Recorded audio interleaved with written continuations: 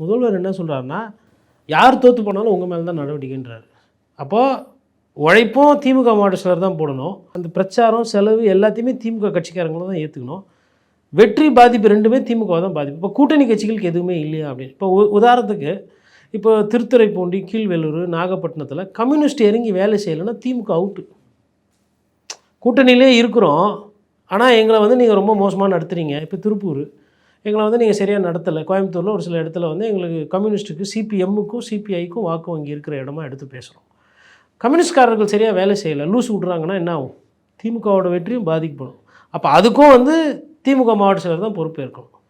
அப்போது கிட்டத்தட்ட வந்து ஒரு 80 சீட்டு இல்லை 90 சீட்டு நீங்கள் கூட்டணி கொடுத்துட்டு அந்த கூட்டணி இருக்கவங்க சரியாக பண்ணலன்னா அதுக்கும் திமுக மீது தான் நடவடிக்கைன்னா அது யதார்த்தமாக இல்லை இல்லையா?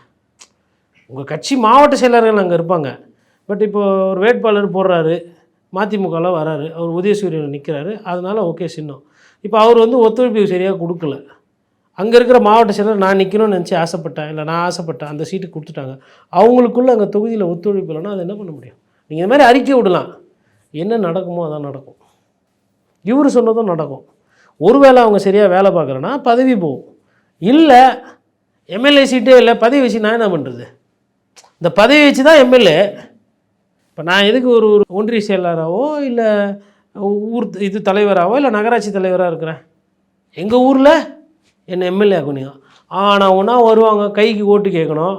எங்கள் அப்பா கைக்கு ஓட்டு கேட்டார், நான் கைக்கு ஓட்டு கேட்டணும். இவர் உட்காந்தாலும் நாளைக்கு என் பிள்ளையும் கைக்கு ஓட்டு கேட்கணும். நான் எதுக்கு போனால் போட்டேன்னு கூட வெளியில் காட்டிக்காமல் உள்ளடி வேலை பார்த்தா?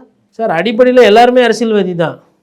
நீங்கள் மேலே முதலமைச்சர் நாற்காலியிலையோ இல்லை கட்சியினுடைய தலைவர் பொதுச் செயலராக இருக்கிறவரும் அரசியல்வாதி, கீழே கவுன்சிலராக ஒருத்தர் ஆகிட்டாலுமே அரசியல்வாதி தான். அப்போது அதெல்லாமே யோசிப்போம். நீங்கள் ஒரு கருத்து சொல்கிறதுனால தண்டனை பாய், நடவடிக்கை பாயின்றதுனாலலாம் அப்படிலாம் உடம்பு சரியில்லை, எனக்கு ஜுரம், எங்கப்பா பை செல்லாரு, ஜுரம்ண்ணே பாவண்ணே ட்ரிப்ஸ் ஏற்றின்னு பத்துனுக்கிறாரு.